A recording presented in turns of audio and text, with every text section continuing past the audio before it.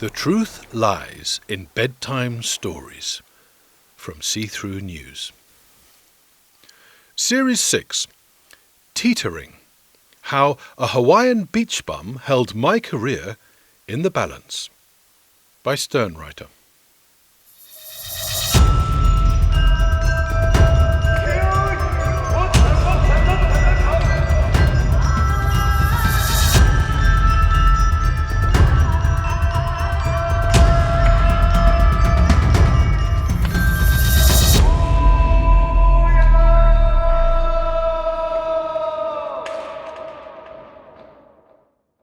Episode 9. Inside the Stable. Living in Japan does strange things to foreigners. Japan's rigid rules, fixed hierarchies, and respect for values like cohesion, consensus, and harmony can be quite disorienting. Some find Japan's arcane rules a source of fascination, others of frustration. If you seek solidity and predictability, Japan's ruts and routines can be comforting. For thrill seekers or lovers of spontaneity, Japan's risk aversion and predictability can cloud your judgment of what constitutes social acceptability. It can blur your boundaries of rudeness, even risky behavior.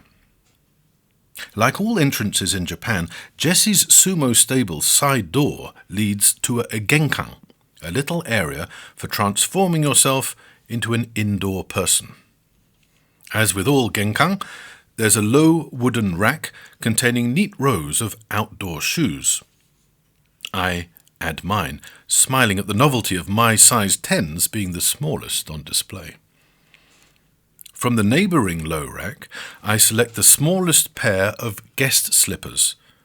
Bit big, but I'll manage. Now transformed into an indoor person, I step up onto the tatami straw matting, set back my shoulders, and stride into the stable's dim interior. For a foreigner, the consequences of dissent are much less severe than for a Japanese person. As Yoko knows, Japanese society expects Japanese people not only to know its rules, but to abide by them. For Japanese natives, conformity is binary. Nonconformists are granted no credit for dissenting just a little bit. This means that if you're Japanese and not inclined to conform, you may as well go the whole hog. Such outliers are rare, but account for much of Japan's dynamism. 99% craftsmen, 1% creatives. When it comes to rule breaking, foreigners have a much easier ride, I think, as I pad deeper into the stable. In contrast to the hubbub outside, inside it's quiet and serene. Deserted, in fact. Maybe they're all somewhere else, training. If no one expects foreigners to even be capable of learning the rules, we can hardly be expected to play by them. This drives proper Japan experts nuts. You live in Japan for decades, you read and write better Japanese than everyone on your street, you can reduce pensioners to tears with your renditions of Japanese folk songs at karaoke, you're able to name the entire cabinet and recite to the last decimal place the current RBI averages in both the Pacific and Central baseball leagues, and still, you'll be complimented on how well you use chopsticks. In the stable, still no sign of life. I press on, deeper into the warren. The winter sunshine is now gone, replaced by low-wattage bulbs. The electric cords from which they hang are much shorter than normal. Being such a safe and orderly society makes Japan's margins for acceptable or normal behaviour very narrow. For foreigners, this leads to a lack of genuine jeopardy, which in turn risks diminishing your sense of what's acceptable behaviour. I turn a corner. Someone appears from the gloom. Must be a teenage apprentice. He has a plain cotton kimono and a buzz cut. Seeing me, he reverses into a doorway. As I pass, he dips his head in embarrassed greeting. Straight-faced, I dip my head in return, and without breaking stride, proceed. A smile starts to play on my lips. Did he even see I was a foreigner? Maybe seeing foreigners in Jessie's stable isn't all that rare an occurrence. Encouraged, I press on. So far, so good.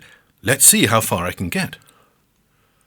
I hear some distant laughing and hubbub. Time to take offensive action. Get on the front foot. No more skulking about, inviting a challenge. I head towards the noise. It's coming from a large, well-lit room. I pop my head in. Two senior wrestlers, who I recognize from TV, are laying long lengths of snow-white rope on the tatami floor. They look up, dip their heads in greeting, apparently only mildly curious at my appearance. "Ah, Yokozuna dohyo-iri no junbi deshou ka na?" I say with a smile. "Ah, you're getting ready for the Yokozuna ring entering ceremony then." They break into broad grins and nod confirmation. They resume their activity, neatly arranging the strands along the length of the room.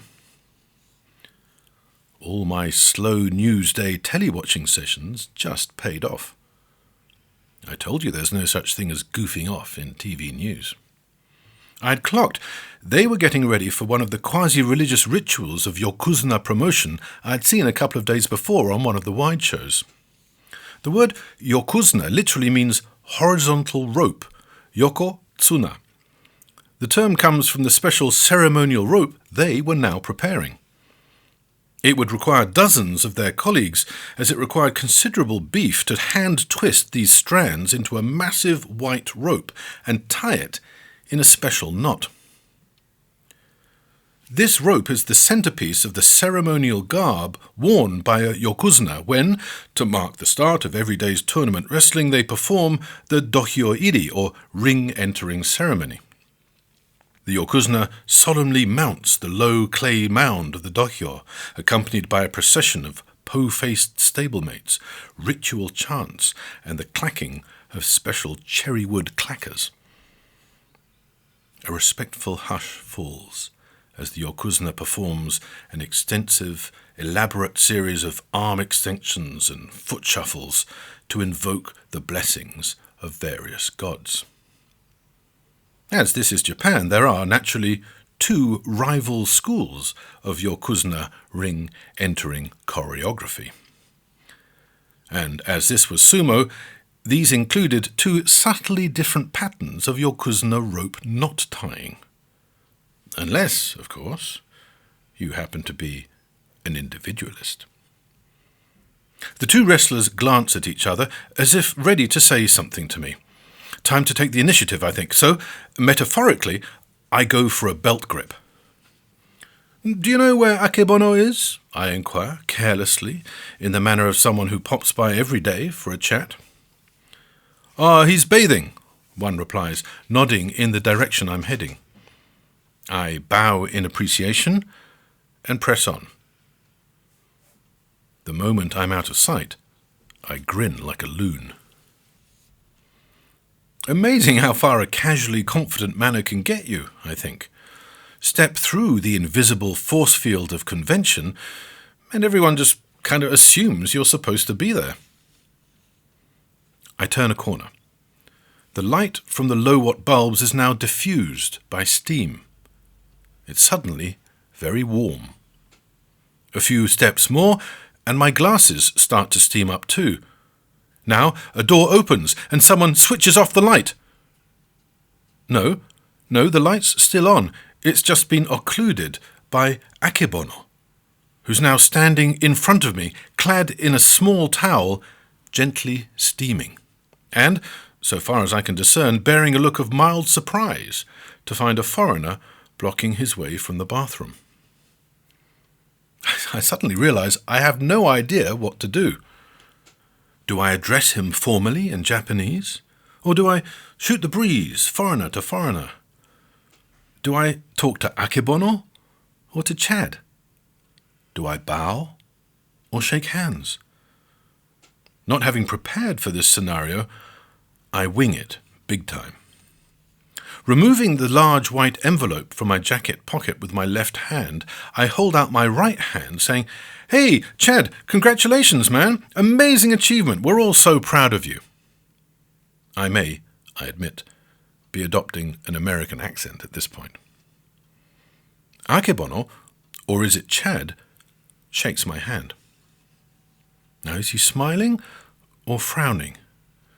With all the steam, my glasses, and a quarter of a ton of freshly bathed flesh blocking a low-watt bulb, I have no idea, but I'm committed now.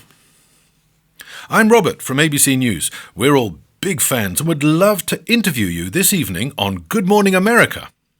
As he takes and opens the envelope, Chad says, "Sure, I love Bryant Gumbel. That would be great."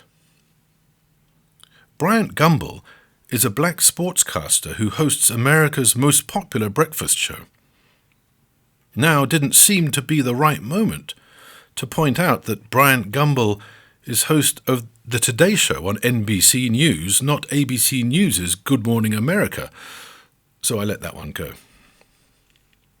"That's great," I say, trying to play it cool. Inside, I was leaping about like a 6-year-old. I added, "We'll send a car round to pick you up at 7 this evening then, okay?" The invitation Akebono was scanning contained the details. The ABC News Bureau was about half an hour away, and we were proposing a live interview at peak viewing time, 7 a.m. in New York, 9 p.m. Tokyo time. "Thanks, man.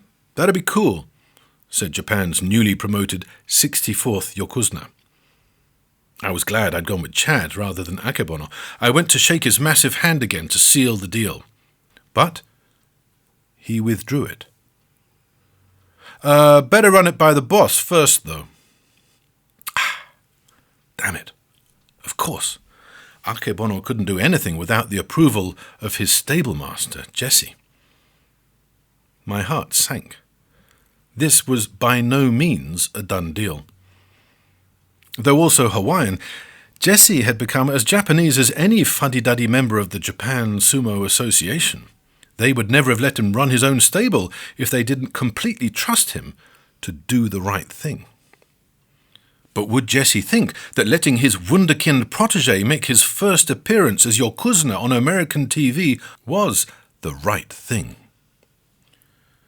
As I followed Chad down a tatami corridor to seek Jesse's okay, I wasn't so sure it was. During our procession from the bathroom to the stablemaster's quarters, everyone bows at Akebono as he passes. Tagging along in his wake, I feel like a suckerfish following a great white shark.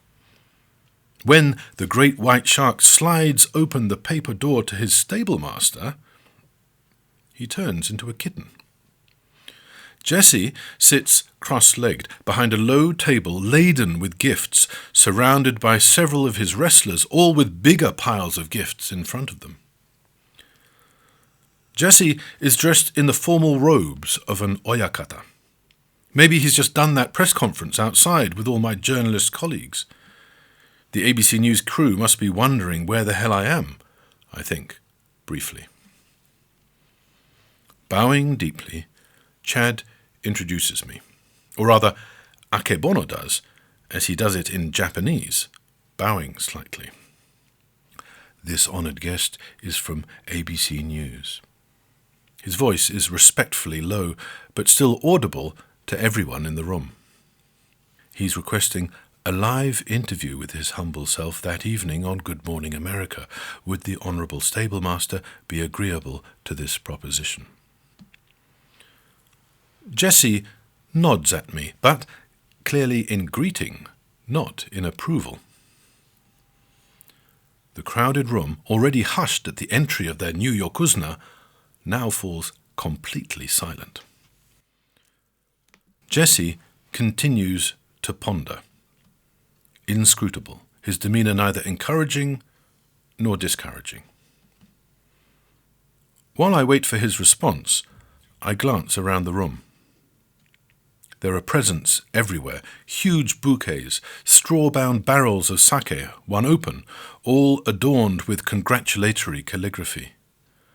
I recognized the logos of some broadcasters, big Japanese brands, Yakuza front companies, and other sponsors. Suddenly, all this evidence of Japanese etiquette makes me panic and despair. My proposition, delivered with such assurance only minutes before, now seems utterly ludicrous. How could Jesse possibly agree to let his star Yokozuna waste the privilege of his first exclusive interview on American TV? With one word of assent, at the peak of his stablemaster career, Jesse could blow all the good faith and trust he'd painstakingly accumulated over 3 decades in Japan, now visible in all the piles of gifts. Still no reply. I search Jesse's face for a clue. He closes his eyes. Is Jesse making the same calculations that I am? Is there anything I could now say to nudge him into saying yes? I consider my options. I could hint that given the current state of bilateral relations, the foreign ministry might be very happy at this cost-free gesture of goodwill. I could suggest that giving American TV the first interview might be an elegant solution to not having to choose between all these competing Japanese broadcasters whose ostentatious gifts his colleagues are now opening. These Japan expert insights into Japanese culture impress me. I almost start to convince myself. But wait a minute. If I were to say these things out loud in front of everyone, like a typical gauche Gaijin foreigner, wouldn't that make Jesse lose face and force him into a no? The silence lengthens. Jesse's eyes remain closed. I feel I should say or do something, but don't know what. Reflexes developed over 4 years as a Japanese corporate salaryman kick in. When in doubt, whip out a name card. I reach inside my jacket to retrieve my card holder. Maybe a card with the ABC News logo will trigger some respect from Jesse's distant past as a Hawaiian beach bum and break whatever ice might be forming. But as I reach into my jacket pocket, I remember I'm just an ass prod. Sending such a low-ranking delegate is hardly a mark of respect. But in this musical statue's room, my hand is the only thing moving, and all eyes are on it. I feel like a gangster surrounded by armed cops reaching for his concealed weapon. My arm is in motion, my hand heading for the interior of my jacket. Akebono is holding the invitation letter. I'm teetering. My hand touches something unfamiliar. Of course. Styling it out, I remove the bottle of whiskey I'd completely forgotten about and place it gently on the low table in front of Jesse. Akebono gives me a quick glance. My glasses are still a bit steamed up, so I can't be sure. Was that a micro nod of approval? I look back at Jesse. He hasn't moved. His eyes remain closed. Hang on. Is he snoring? Seconds pass. Another stertorous intake of breath. No one else in the room seems to be reacting. Maybe Jesse's just a heavy breather. But with each new breath, doubts fade. Another 30 seconds, and Jesse's soaring logs, snoring like an elephant seal. No one else in the room moves a muscle. Everyone has their eyes studiously lowered. Jesse is clearly totally sparked out. I glance at Chad for guidance. Discreetly, he darts his eyes towards the exit. We both bow and reverse out of the room. A final bow as Akebono closes the door in front of us. Was that a yes? I whisper. Akebono pauses, purses his lips, tilts his massive head, surmounted by his samurai topknot, to one side. Yeah, it's probably fine, ma'am. Now that was Chad speaking, not Akebono. But what does Chad know? How much confidence should I place on Chad's casual judgment? The first ever foreign yokozuna, on the day of his historic elevation, clearly has plenty of other things on his mind, but for this Asprod, this scoop could be career-changing. Great, I say, with much less assurance than I was feeling. The car will pick you up at 7 p.m, I say, perkily. We're all big fans, and look forward to seeing you at the Bureau at 7:30 for the live interview at 9 p.m. The flattery is hardly likely to make a difference, but I hope that by making the arrangement, I'm making it happen. I raise my hand to seal the deal with a handshake and look up at Chad for reassurance, but loosey-goosey Chad has gone. He's been replaced by inscrutable Akebono. Once again, I find myself styling it out. I lower my hand to my side and bow my farewell instead. In episode 10, Teetering, Scoop or Bust, we discover Jesse's verdict. The series was written, narrated and produced by SternWriter. Audio production by Rupert Kirkham. The Truth Lies in Bedtime Stories is a See-Through News production. See-Through News is a non-profit social media network with the goal of speeding up carbon drawdown by helping the inactive become active.